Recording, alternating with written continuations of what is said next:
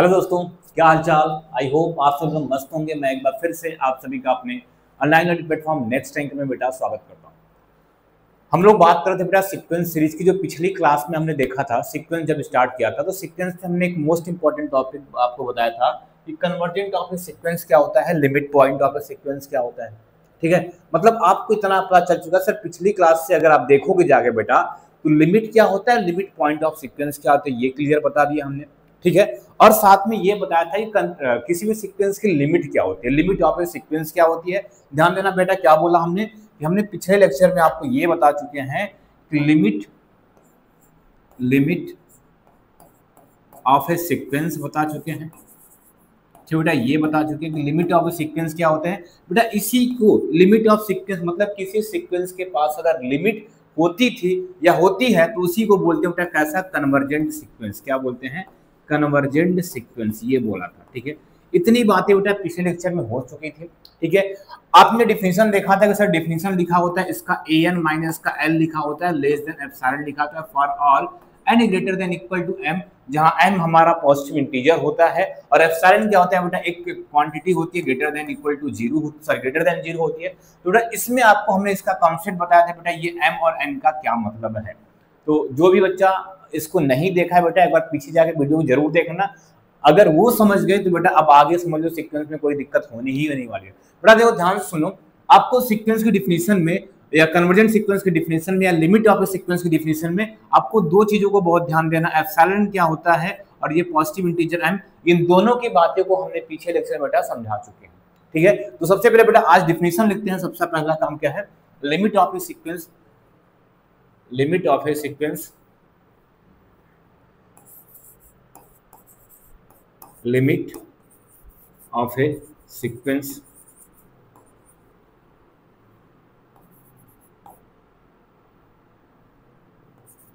or convergent sequence, convergent sequence। ठीक है बेटा, convergent sequence।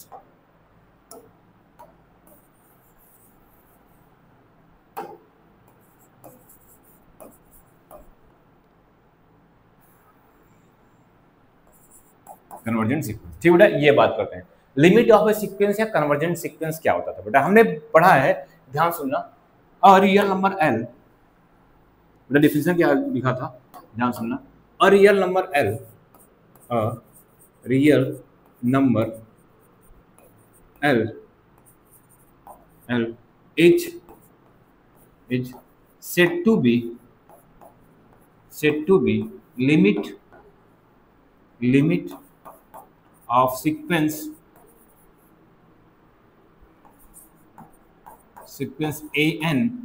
an if for any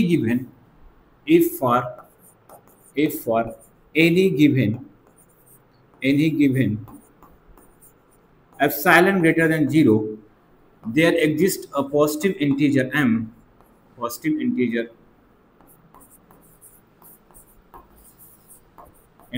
m, positive integer बेटा m,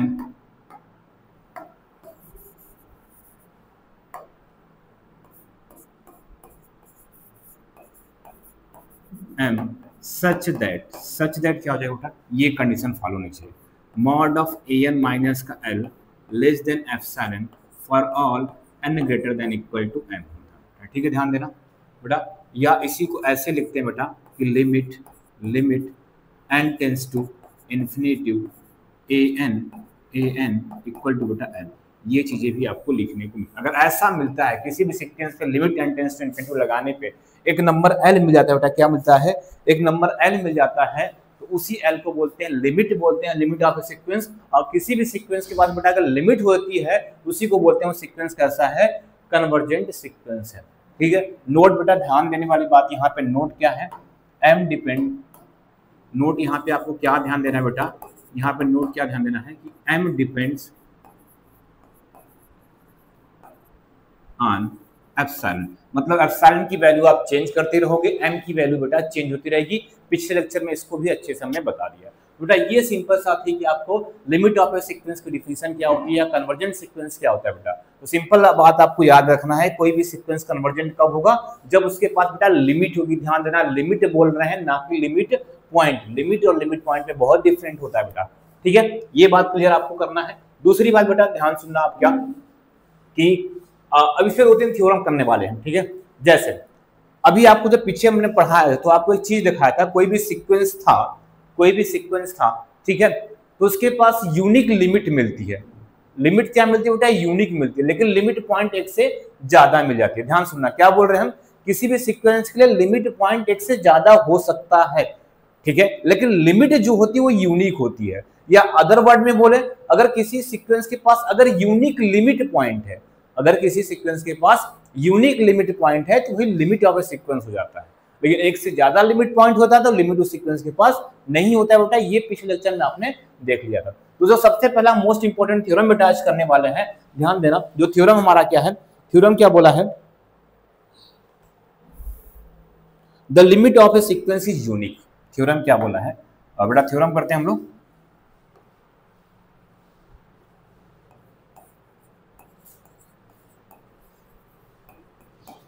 The limit of a sequence is unique। ठीक बेटा, ये दिखाना है कि किसी भी सीक्वेंस की जो लिमिट होती है वो क्या होती है बेटा, यूनिक होती है।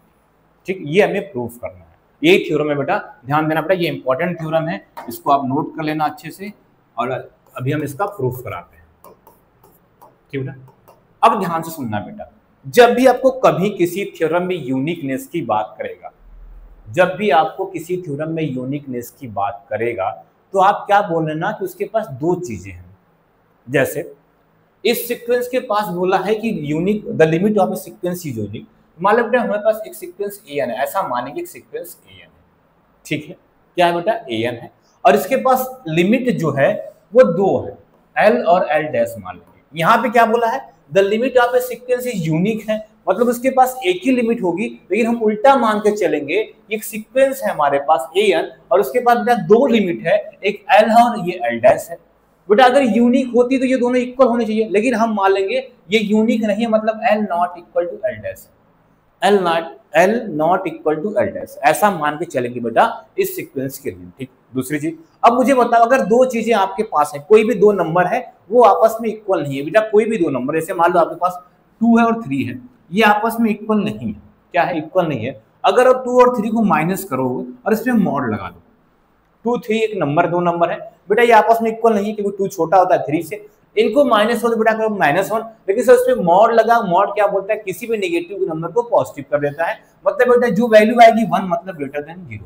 इसका मतलब बेटा यहां से हम बोल सकते हैं कि जो हम l और l डैश 2 लिमिट मार रहे हैं, ये आपस में यूनिक तो नहीं है। अगर यूनिक नहीं है तो इनका अगर निगेटिव करके और इसमें मॉडुलस लगा दे, मॉड मतलब क्या बोला बेटा हमने कि l माइनस l डैश निकालेंगे तो बेटा ये ग्रेटर देन 0, कोई भी नंबर आएगा वो ग्रेटर देन 0 होगा। इतनी बातें क्लियर हो गई, ठीक बेटा। दूसरी चीज, अब ध्यान सुनना बेटा, अभी आप क्या बोले, इस सीक्वेंस an के पास एक लिमिट l है और इसी सीक्वेंस an के पास एक लिमिट l डैश है, लेकिन ये दोनों आपस में इक्वल नहीं है।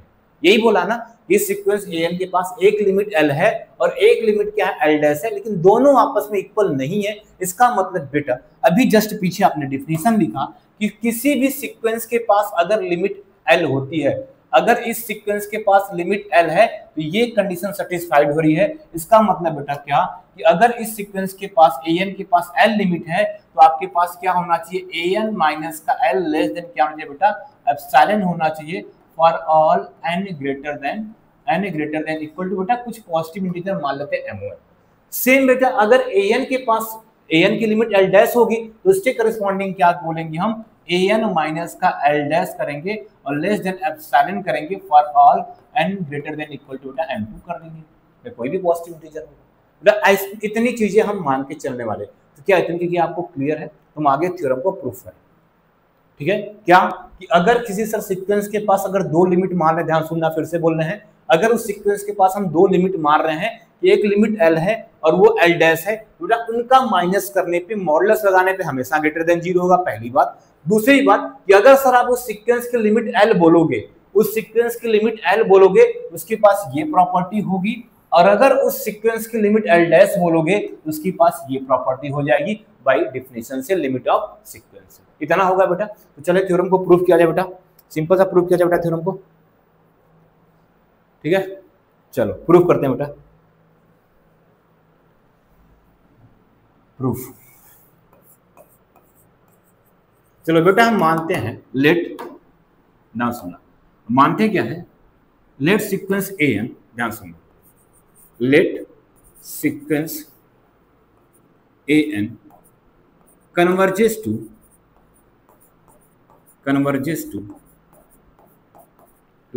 two distinct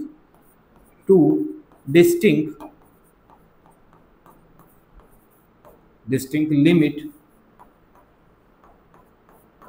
L and L dash. बेटा L और L डैश हमने मान लिया कि सर एक सीक्वेंस है AN है, ठीक है, उसके पास वो कन्वर्जेस हो रहा है two distinct limit L and L dash. बेटा टू लिमिट बोल दिया, इसका मतलब वही कंडीशन होगी कि सर अगर L माइनस का L डैश करोगे और मॉड लगाओगे ग्रेटर देन इक्वल टू 0, ठीक बेटा, इक्वल टू 0, ठीक है बेटा। इतनी कहानी समझ आएगी बेटा, हमने जब माना तो ये कंडीशन होगी, ठीक है, होगी नहीं बेटा। अगर आपको L और L डैश को डिस्टिंक्ट मानना होगा तो ये प्रॉपर्टी होगी बेटा। यहां से देखो हम एप्सिलॉन चूज करते हैं, लेट, ध्यान सुनो, लेट एप्सिलॉन इक्वल टू बेटा क्या बोलते हैं 1/2 L माइनस का L डैश। बेटा को अभी डायरेक्ट हमने एप्सिलॉन लिख लिया कि हमारे पास एप्सिलॉन ये है, क्योंकि हर एक एप्सिलॉन के लिए n की वैल्यू बेटा अलग अलग आती है, तो अभी हमने माना कि एप्सिलॉन बेटा ये है। अभी आपको हम समझाएंगे कि यही क्यों माना है, अभी आगे चल के ये बातें आपको क्लियर हो जाएगी कि सर एप्सिलॉन आपने क्यों यही लिया कि 1/2 माइनस का L डैश लिया और मॉड लगाया है। अभी आपको बेटा आगे चलेंगे, बेटा ध्यान सुनना। now if sequence an converges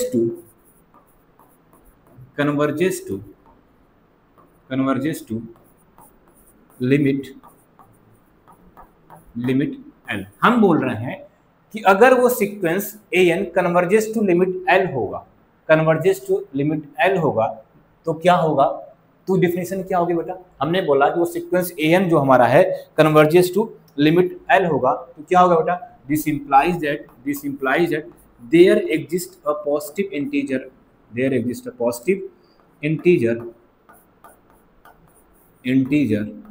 small m1 such that, हमने बोल दिया बेटा इसके पास एक पॉजिटिव इंटीजर होगा, स्मॉल m1 होगा, वो क्या सच दैट कैसी कंडीशन फॉलो करेगा बेटा कि an माइनस का L लेस देन क्या हो जाएगा बेटा एप्सिलॉन फॉर ऑल क्या हो जाएगा n greater than equal to बेटा n, ठीक है। कब बेटा, जब उस सीक्वेंस an की लिमिट L है। आपने माना क्या उस सीक्वेंस an के पास दो लिमिट है, तो बेटा एक लिमिट L है, तो सिमिलरली बेटा similarly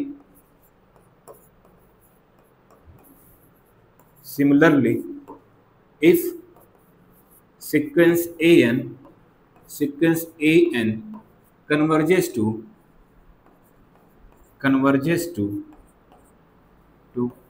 limit L dash, this implies बेटा क्या हो जाएगा, there exists a positive integer, ठीक है क्या, स्मॉल m2 सच दैट। तो डिफिनेशन क्या हो जाएगी यहाँ से, सर an माइनस का L डैश लिखा और लेस देन एप्सिलॉन हो गया for all n greater than equal to n, ठीक है बेटा। अब ध्यान से सुनना मेरी बात, अब आपको एक चीज समझाते हैं, यहाँ पे यहीं समझाते हैं। मान लो बेटा हमारे पास एक सीक्वेंस an है, ध्यान सुनो, और an की वैल्यू 1/n, बेटा आपको क्लियर है, बेसिक क्लियर, ठीक है, बिल्कुल क्लियर है। अभी यही सेम एग्जांपल हमने पिछले लेक्चर में कराया था। तो आप बोलोगे सर इसकी टर्म में क्या हो जाएगा sir 1/2 1/3 sir and so on चलता रहेगा, 1/10 आएगा, 1/100 आएगा, ऐसे चलता रहता है, ठीक बेटा, ये क्लियर है। अगर हम एप्सिलॉन बोलते बेटा उस दिन, अगर एप्सिलॉन की वैल्यू हम 0.1 ले रहे हैं, तो एप्सिलॉन की वैल्यू 0.1 ले रहे हो बेटा आप, तो इसके करस्पॉन्डिंग इसकी वैल्यू क्या आ जाएगी 1/10 होगी, क्योंकि 0.1 को 1/10, बेटा यही हमारा क्या करता था m का काम करता। तो मान लेते हैं बेटा ये m1 का काम कर रहा है, इस एप्सिलॉन के करस्पॉन्डिंग क्या कर रहा है m1 काम कर रहा है, ठीक है। अगर मान लो बेटा एप्सिलॉन की वैल्यू हम क्या करते हैं 0.0n करते हैं तो एप्सिलॉन की वैल्यू क्या हो जाएगी 1/100 हो जाएगा। तो 1/100 मान लो बेटा ये m2 का काम करेगा। ये कौन सा टर्म होगा बेटा इस सीक्वेंस में 1/100 कौन सा टर्म होगा 1/100 100 टर्म होगा। क्या होगा 100 टर्म होगा बेटा। और इस सीक्वेंस में 1/10 क्या होगा बेटा 10th टर्म होगा। कौन सा 10th टर्म होगा बेटा। इतनी बातें क्लियर है बेटा। अब मुझे बताओ बेटा अगर मान लो ये m1 मान रहे हैं ये m1 मान रहे हैं m1 कौन सा टर्म आ रहा है 10 टर्म आ रहा है ठीक है। और m2 क्या मान रहे हैं 10 टर्म 100वां टर्म मान रहे हैं। और इसके हिसाब से ये पता चलेगा कि अगर ये m1 की वैल्यू 10वां टर्म है तो लिमिट उसके लिए डेफिनेशन क्या बताया था हमने आपको कि सर m से जितनी भी छोटी मतलब 10 टर्म से जितनी भी छोटी वैल्यू होंगी सीक्वेंस की 10वें टर्म से जितनी भी छोटी वैल्यू होंगी वो क्या करेगा इस सीक्वेंस के लिमिट के नेबरहुड में बिलोंग नहीं करेगा। बेटा यही बात थी कि सर अगर इसकी वैल्यू 10 टर्म आ रही है एप्सिलॉन के करस्पॉन्डिंग अगर पॉजिटिव इंटीजर m1 की वैल्यू 10वीं टर्म आ रहा है 10 टर्म आ रहा है तो भाई लिमिट के डेफिनेशन से क्या होगा कि जो इसकी लिमिट l होगी उसका जो एनबीडी होगा नेबरहुड होगा 10 से छोटे टर्म को अपने अंदर नहीं कंटेन करेगा लेकिन 10 से जितने भी बड़े नंबर होंगे 10 से जितने भी बड़े नंबर होंगे उनको कंटेन कर लेगा इसमें अपने एनबीडी में। सेम बेटा अगर मान लो एमटी की वैल्यू सर 10th मतलब 100वां टर्म आ गया 100वां टर्म आ रही है तो इस डेफिनेशन के हिसाब से ये मिलेगा इस सीक्वेंस की जो लिमिट है उसका नेबरहुड 100 से जितने भी कम टर्म होंगे उसको अपने अंदर नहीं रखेगा लेकिन सारे बाद में रख लेगा। तो अगर मुझे क्या निकालना हो इन दोनों के लिए एक केस बनाना हो इन दोनों के लिए एक केस जैसे इसका मतलब अगर रियल लाइन थोड़ा ध्यान से दो कि सर अगर रियल लाइन बना हुआ ठीक बेटा सुनना ध्यान से अगर ये रियल लाइन 0 है ठीक है मतलब 0 से स्टार्ट होगा बेटा ये मान लीजिए 10वां टर्म है और ये कौन सा टर्म है 100वां टर्म। इस 10 टर्म के लिए इतना क्या हो रहा है जब 10 टर्म हो रहा है तो बोल रहा है इतने टर्म ध्यान सुनना बेटा क्या बोल रहा है जब 10 टर्म की बात हो रही है तो बोलेगा कि जो ये सीक्वेंस का नेबरहुड होगा जो सीक्वेंस का नेबरहुड होगा बेटा वो क्या होगा ये ऐसे होगा l माइनस एप्सिलॉन और l प्लस एप्सिलॉन होगा ठीक है बेटा। तो जो ये सीक्वेंस का नेबरहुड होगा वो क्या करेगा सीक्वेंस से जितने भी 10 से छोटे टर्म होंगे किसकी बात कर रहे हैं 10 की बात कर रहे हैं 10 से जितने भी छोटे टर्म होंगे वो एनबीडी में नहीं बिलोंग करेंगे लेकिन 10 से जितने भी बड़े टर्म होंगे वो सारे इसके एनबीडी में बिलोंग करेंगे ठीक है। सेम अगर बेटा हम 10वें टर्म की बात करें तो 10 से जितने भी छोटे टर्म होंगे 10 से जितने भी छोटे टर्म होंगे वो क्या करेंगे इस एनबीडी में बिलोंग नहीं करेंगे लेकिन जितने भी बड़े टर्म होंगे इसी एनबीडी में बिलोंग करेंगे। तो बेटा आपको लिमिट में डिफिनेशन यही बताया गया था ना जो लिमिट होगी उसका एनबीडी जो होगा जो लिमिट होगी बेटा उसका जो एनबीडी होगा वो सीक्वेंस के इनफिनाइट नंबर ऑफ टर्म को अपने अंदर कंटेन करेगा लेकिन बाहर टर्म क्या होना चाहिए फाइनाइट होना चाहिए। बेटा अगर दोनों के लिए हमें एक डिफिनेशन बनाना हो मतलब दोनों के लिए एक पॉजिटिव इंटीजर चूज करना हो बताओ 10 को चूज करेंगे या 100 को चूज करेंगे। मेरे भाई अगर हम 10 को चूज करें ध्यान सुनना अगर हम 10 को पॉजिटिव इंटीजर चूज करेंगे मेरा कहने का मतलब सर ये m1 है और ये m2 है मुझे इन दोनों में से कौन सा m1 या m2 ले मतलब कौन सा पॉजिटिव इंटीजर ले जो दो डिफिनेशन ऊपर लिखा है दोनों के लिए सेटिस्फाइड हो जाए। तो अगर बेटा अगर हम m1 के लिए लेंगे तो m1 के लिए तो ये वाला सेटिस्फाइड हो जाएगा सर 10 से छोटे वाले टर्म अगर m की वैल्यू 10 है ध्यान सुनना अगर m1 की वैल्यू पॉजिटिव इंटीजर की वैल्यू 10वां टर्म आ रही है तो उससे छोटे तो ठीक है बाहर इस इंटरवल में नहीं करेंगे लेकिन इसके बाद वाले सारे कर जाएंगे। लेकिन बेटा अगर एप्सिलॉन इक्वल टू 1/100 जो सॉरी एप्सिलॉन इक्वल 0.01 था उसके 100 टर्म आ रहा था उसके करस्पॉन्डिंग अगर देखेंगे तो बेटा जो ये एनबीडी तो इसके करस्पॉन्डिंग बनाया हमने इसके करस्पॉन्डिंग तो ये तो इस टर्म को कंटेन नहीं करेगा और इसके बाद वाले सारे कंटेन ये बीच वाले टर्म कहाँ जाएंगे ये बीच वाले टर्म कहाँ जाएंगे तो वो भी तो एनबीडी में नहीं आएंगे। इसका मतलब बेटा हमें क्या इस m1 और m2 में जो दोनों का मैक्सिमम होगा तो m1 की वैल्यू कितना 100 है m2 की वैल्यू कितना सॉरी m1 की वैल्यू बेटा कितना 10 है और m2 की वैल्यू कितना 100 तो दोनों में मैक्सिमम होगा दोनों में मैक्सिमम होगा उसे चूज करेंगे तो दोनों पॉजिटिव इंटीजर के लिए काम कर जाएगा। बेटा इसको हटाते हैं बस आपको यहाँ मतलब समझाना था कि कहीं पर भी अगर आपको m1 और m2 पॉजिटिव इंटीजर लिमिट के केस में लेना होगा बेटा आप क्या करना जो भी पॉजिटिव इंटीजर है उसका मैक्सिमम चूज करोगे क्या चूज करोगे बेटा मैक्सिमम वाली वैल्यू लोगे ठीक है। तो इसको हटाते हैं यहाँ से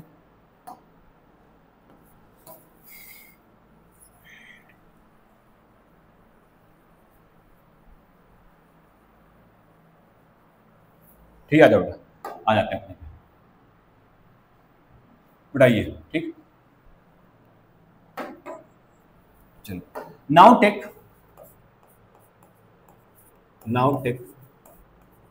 मैक्सिमम ऑफ किसका बेटा, M1 कामा M2 का।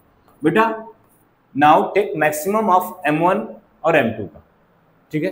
उसको बोलते हैं maximum of M equal to कोई M एक नंबर आ रहा है, ठीक है बेटा, कोई एक M नंबर आ रहा है, ठीक। मान लिया इन दोनों में जो मैक्सिमम होगा वो M है, ठीक बेटा। तो इसका मतलब बेटा M1 की जगह M कर दे, M2 की जगह M कर दे बेटा, यही बस डिफिनेशन चेंज होगा। इसका मतलब बेटा क्या हो जाएगा, इस इंप्लाइज दैट क्या हो जाएगा, an माइनस का l less than epsilon for all n greater than equal to m होगा। इसी इक्वेशन नंबर बेटा 1 मान लो। एंड बेटा दूसरा क्या हो जाएगा, an माइनस का l डैश हो जाएगा, और क्या हो जाएगा, less than epsilon for all n greater than equal to m के लिए इसे इक्वेशन नंबर 2 मान लो।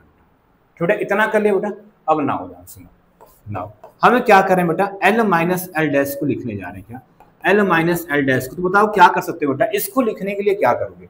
आपको हम बोल रहे हैं modulus of L minus L dash को लिखें, तो आप बोलोगे सर अगर इसको ऐसा कर दीजिए, L माइनस का SN कर दीजिए, माइनस का L कर दीजिए, ठीक है, और माइनस का क्या कर दीजिए, L डैश कर दीजिए, सॉरी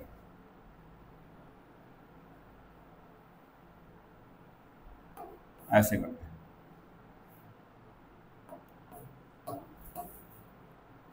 क्या कर दिया हमने, SN माइनस का L माइनस का SN डैश और माइनस का बेटा सॉरी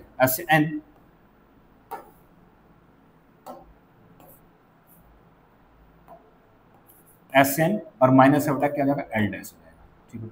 अब मुझे बताओ बेटा, क्या इसको इतना लिख सकते हो, क्या इसको इतना लिख सकते हो बेटा। अगर सॉल्व करोगे तो वही चीज आएगा क्या, अगर आप सॉल्व करोगे बेटा तो वही चीज आने वाला है क्या, देख लो एक बार,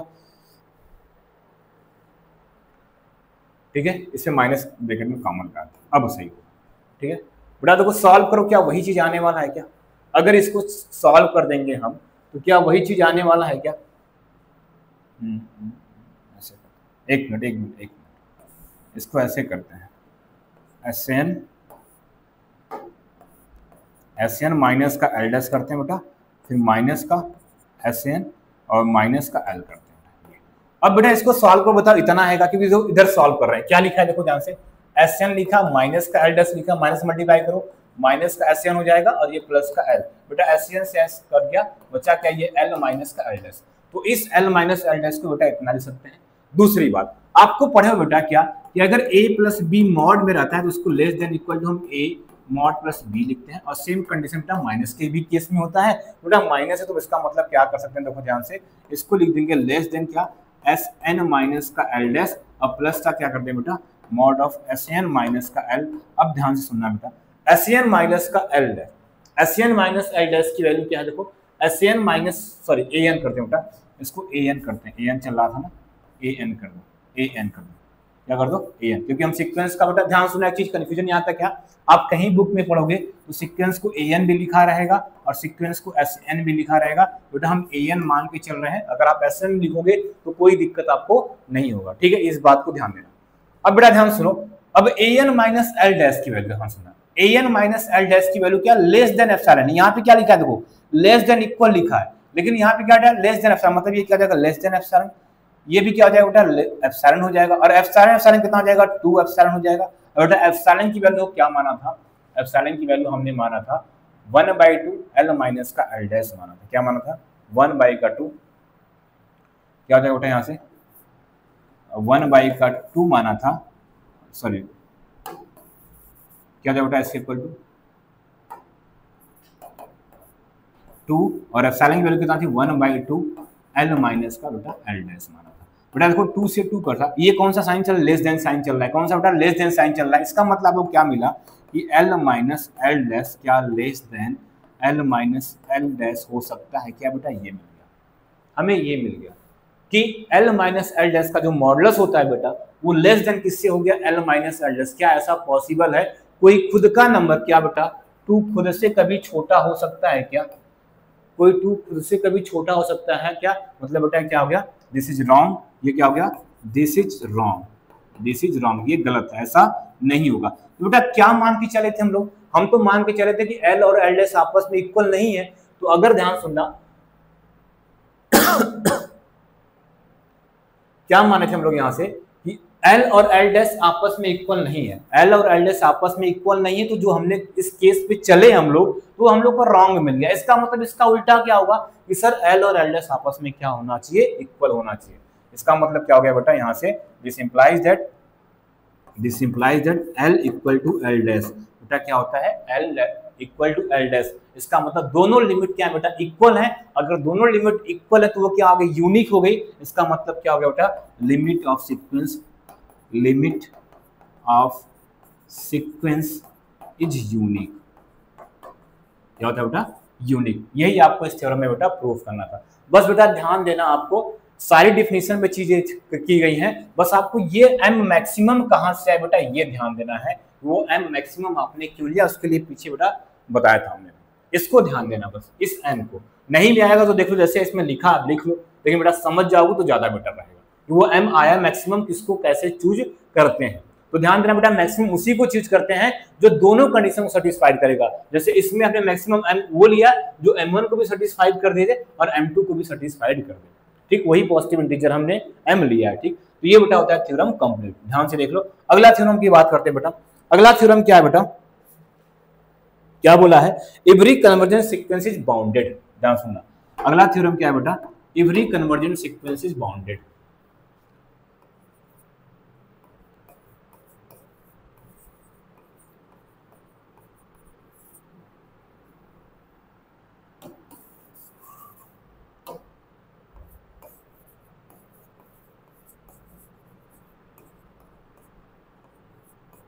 Every convergent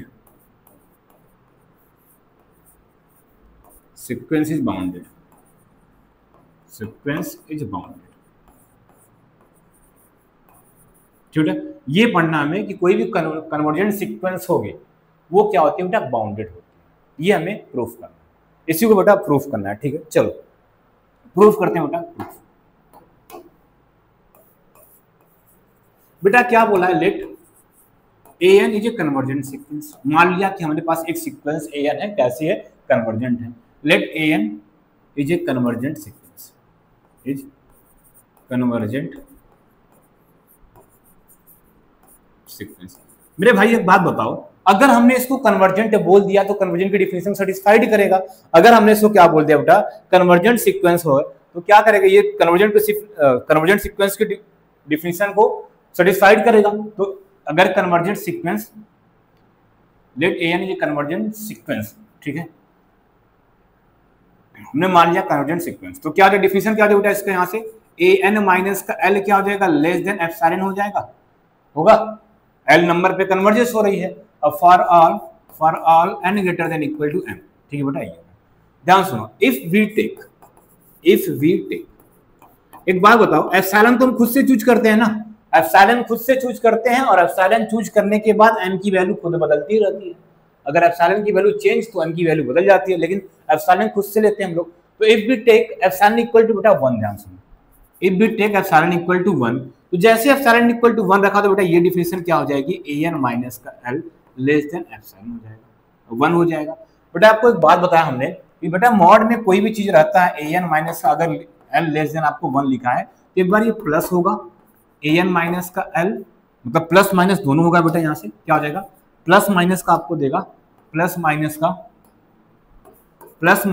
an माइनस का l लेस देन 1 देगा। इसका मतलब एक बार an माइनस l क्या बेटा 1 है, और एक बार क्या माइनस का an माइनस का l क्या बेटा लेस देन 1। बेटा इसको सॉल्व करो तो यहाँ से देखो क्या an की वैल्यू क्या है, l प्लस, इसको उधर कर दो, ये l प्लस 1 हो जाएगा। an की वैल्यू क्या है, l प्लस 1 से छोटी दिख रही है। an की वैल्यू क्या दिख रही है, an की वैल्यू क्या दिख रही है, l प्लस 1 से छोटी। बेटा अगर आपको माइनस से मल्टीप्लाई करो तो इक्वलिटी चेंज होती है, आपको पता है। तो an माइनस का l क्या हो जाएगा बेटा, ग्रेटर देन 1 हो जाएगा, और उसको उधर ले जाओगे बेटा, उसको उधर ले जाओगे तो an की वैल्यू क्या हो जाएगी बेटा, और ये माइनस हो जाएगा। ध्यान सुनना, अगर उसको उधर ले जाओगे बेटा तो l प्लस हो जाएगा, मतलब l माइनस का 1, मतलब an की वैल्यू, ध्यान सुनो, an की वैल्यू l माइनस 1 से बड़ी आ रही है, an की वैल्यू l माइनस 1 से बड़ी आ रही है, और यहाँ पे an की वैल्यू l प्लस 1 से छोटी हो रही है। तो अगर दोनों को कंबाइंड लिखें तो बेटा an की वैल्यू क्या है बेटा, किससे बड़ी है, l माइनस 1 से बड़ी है, l माइनस 1 से बेटा क्या है, बड़ी है। और छोटी किससे हो रही है बेटा, l+1 से। तो इसका मतलब बेटा जो ये मॉड लिखा है an माइनस का l<1 लिखा है, उसका मतलब यही लिखा है, तो इसको यहाँ पे लिख दें। दिस इंप्लाइज बेटा क्या हो जाएगा कि जो an है वो बड़ा है किससे, l-1 से बड़ा है, और छोटा किससे बेटा, l+1 से। ये बातें क्लियर हुआ बेटा, ये बातें क्लियर हो गया। अब मुझे बताओ हमें क्या दिखाना बोला है, अगर ये कन्वर्जेंट सीक्वेंस है तो बाउंडेड है। बेटा बाउंडेड के डिफिनीशन में क्या बोला गया था, कोई भी सीक्वेंस आपको an बाउंडेड दिखाने के लिए mod of less than equal to k चाहिए। क्या चाहिए, k चाहिए, ठीक है। एक पॉजिटिव एक नंबर ऐसा मिल जाए जिसे सीक्वेंस के मॉडुलस लगाने पर सारे टर्म छोटे हो जाए बेटा, या इसी को ऐसे लिखा गया था कि एक छोटे नंबर k से सारे टर्म बड़े हो जाएं और एक बड़े k से सारे टर्म क्या हो जाए, छोटे हो जाएं। अगर छोटे k से सारे टर्म, एक इस वाले k से सीक्वेंस के सारे टर्म छोटे हैं जिसको लोअर बाउंड बोलते हैं, और इस वाले k से अगर सीक्वेंस के सारे टर्म, मतलब ये वाला टर्म सीक्वेंस के सारे टर्म की वैल्यू से बड़ा है, इसको बोलते हैं बेटा अपर बाउंड बोलते हैं। मतलब हमें इस सीक्वेंस को देखो बेटा, एक k चाहिए स्मॉल k और एक क्या चाहिए, कैपिटल K चाहिए, ठीक है। तो बेटा ध्यान सुनना, यहाँ पे क्या चल रहा है बेटा, for all n greater than equal to m का केस चल रहा है। For all n greater than equal to m का केस यहाँ पे चल रहा है, ठीक है। अगर बेटा यहीं से हम ले लें, ध्यान से k इसको मिनिमल ले लें, क्या लेट स्मॉल k, मतलब क्या बोले सर, इस सीक्वेंस का, ध्यान सुनना, इस सीक्वेंस का k लेते हैं हम, क्या लेते हैं, ध्यान सुनना, k equal to minimum of small k equal to minimum लेते हैं बेटा। देखो मिनिमम मतलब सबसे छोटा लेना होता है, हमें सबसे छोटा लेना होता है। तो हम क्या बोल रहे हैं, इस सीक्वेंस का जब टर्म लिखेंगे बेटा क्या हो जाएगा, a1 आएगा, a2 आएगा, a3 आएगा, हम an तक नहीं जा रहे बेटा, डॉट डॉट क्या लगा दे रहे हैं, am, क्योंकि m से सारे टर्म बड़े होंगे, तो am-1 और कामा बेटा क्या लगाते हैं, l-1, ठीक है। हमने बोला कि इस मतलब इस सीक्वेंस के आप टर्म लिखो, टर्म की वैल्यू n वेरी कराओगे, आते रहेंगे, तो आ गया बेटा a1 आएगा, a2 आएगा, a3 आएगा, और क्या आ जाएगा am-1 और क्या आ जाएगा बेटा l-n। इनमें जो सबसे छोटा होगा, जो सबसे छोटा होगा, जिस सीक्वेंस की वैल्यू जो सबसे छोटी होगी वो हमारा क्या हो जाएगी, स्मॉल k, और इसको बोलेंगे लोअर बाउंड। एंड बेटा ध्यान सुनना, कैपिटल K चूज कर रहे हैं, इसको लेने के लिए हमें क्या मैक्सिमम लेना होता है, क्या मैक्सिमम, कहां से बेटा, an a2 a3 dot dot क्या होगा, am-1 तक जाएंगे, और कहां तक पहुंच जाएंगे बेटा, l+1 वाले टर्म के पास, ठीक। इनमें जो सबसे बड़ा होगा, तो हमने बोला जो ये सीक्वेंस के टर्म लिखिए बेटा, उसमें से एक सबसे छोटा k चूज करेंगे, मिलेगा, और एक सबसे बड़ा k चूज करेंगे। जो सबसे छोटा k होगा वो लोअर बाउंड का काम करेगा, और सबसे जो बड़ा k करेगा बेटा वो अपर बाउंड का। मतलब बेटा ये सीक्वेंस जो है, दिस इंप्लाइज दैट ये सीक्वेंस जो an है, इसके सारे टर्म एक छोटे k से बड़े हैं और छोटे k से कैपिटल K से, ऐसा मिल गया बेटा। और इक्वल का साइन भी लगा सकते हैं आप आराम से, किसके लिए, for all n greater than equal to m। बेटा इसी को तो लिखा जाता है कि am क्या है, mod of less than equal to k for all n greater than equal to m। बेटा जिसके पास ये कंडीशन हो जाती है, पीछे पढ़ाया था, कहीं पर भी आपको ऐसा दिखा, मतलब क्या हो गया, सीक्वेंस an इज बाउंडेड। क्या है बेटा, बाउंडेड। किससे बाउंडेड हुआ बेटा, जब कन्वर्जेंट थी। मतलब अगर किसी सीक्वेंस के बाद बेटा कन्वर्जेंट सीक्वेंस है तो बाउंडेड होता है, आपने प्रूफ कर लिया। या ऐसा बोले अगर किसी सीक्वेंस के पास लिमिट है बेटा, वो कैसी सीक्वेंस है, बाउंडेड सीक्वेंस, ठीक बेटा। But converse is not true, बेटा ध्यान सुनना, अभी थ्योरम को अगर आगे बढ़ाएं तो इसमें लिख सकते हो but converse is not true, but converse is not true. इसका मतलब क्या है बेटा, इसका मतलब ये है, अभी ऊपर क्या बोला, अगर ध्यान सुनना, ऊपर क्या बोला, सीक्वेंस an है, ये क्या बेटा कन्वर्जेंट है, क्या है, कन्वर्जेंट, कन्वर्जेंट दिया था ना, तो सीक्वेंस a1 क्या बेटा कन्वर्जेंट, तो कन्वर्जेंट है तो बाउंडेड है, क्या बेटा बाउंडेड है। इसका मतलब ये पीछे ऊपर बोला, लेकिन हम क्या बोल रहे हैं, अगर बाउंडेड है, अगर बाउंडेड है तो कोई गारंटी नहीं है कि वो कन्वर्जेंट होगा या नहीं होगा। जैसे अब ध्यान सुनो, हमने एक सीक्वेंस लिया बेटा an लिया, और an का सीक्वेंस बोल दिया -1 की पावर n। बेटा जब इसको वेरी कराओगे तो बोलोगे सर ये -1 होगा, 1 होगा, -1 होगा, 1 होगा, माइनस, ऐसे बेटा इसके टर्म बढ़ते रहेंगे, ऐसे इसके टर्म बढ़ते रहेंगे। बेटा सीक्वेंस कैसा बाउंडेड है, क्योंकि इस सीक्वेंस की सबसे छोटी वैल्यू भी दिख रही है -1 दिख रही है, और सबसे बड़ी वैल्यू भी क्या दिख रही है, 1 दिख रही है। ये सीक्वेंस बेटा बाउंडेड है। अब मुझे बताओ, जो आपको लिमिट पढ़ा रहा था, इसकी लिमिट क्या है, लिमिट पॉइंट बताओ क्या क्या है। इसका लिमिट पॉइंट क्या है? सर बोलोगे इसकी लिमिट पॉइंट क्या है? 1 और -1 दोनों है। इसके मतलब इसके पास दो लिमिट पॉइंट है। क्या बेटा? दो लिमिट। और आपको हमने क्या बताया था, अगर किसी भी सीक्वेंस के पास दो लिमिट पॉइंट हो जाते हैं तो सीक्वेंस के पास लिमिट नहीं होती है। इसका मतलब बेटा यहां से क्या होता है, लिमिट पॉइंट दो, इसका मतलब not unique limit point, not unique limit point. इसके पास यूनिक लिमिट पॉइंट नहीं है, इसका मतलब बेटा लिमिट नॉट एग्जिस्ट। क्या हो जाएगा? लिमिट नॉट एग्जिस्ट हो गया, लिमिट नॉट एग्जिस्ट। मेरे भाई जब लिमिट नॉट एग्जिस्ट, लिमिट ही नहीं है तो इसका मतलब सीक्वेंस कैसा है? नॉट कन्वर्जेंट है। क्या है? नॉट कन्वर्जेंट है। क्या सीक्वेंस है? Not convergent. तो बेटा ध्यान देना कि अगर कोई सीक्वेंस कन्वर्जेंट है तो 100% गारंटी है कि वो बाउंडेड होगा, लेकिन अगर कोई सीक्वेंस बाउंडेड है तो उसकी कोई गारंटी नहीं है कि वो कन्वर्जेंट होगा या नहीं होगा। हो भी सकता है बेटा और नहीं भी हो सकता है। तो इस बात को आपको ध्यान देना है बेटा। ये दो थ्योरम आपके इंपॉर्टेंट थे आज वाले, तो दोनों को देखना है बेटा। ठीक है, अब नेक्स्ट क्लास में आते हैं बेटा आगे थ्योरम। अभी इसमें बहुत से बड़ा थ्योरम है, फिर अभी हमें एप्सिलॉन डेल्टा में क्वेश्चन भी लगाना है बेटा। तो नेक्स्ट क्लास में मिलते हैं बेटा, तब तक के लिए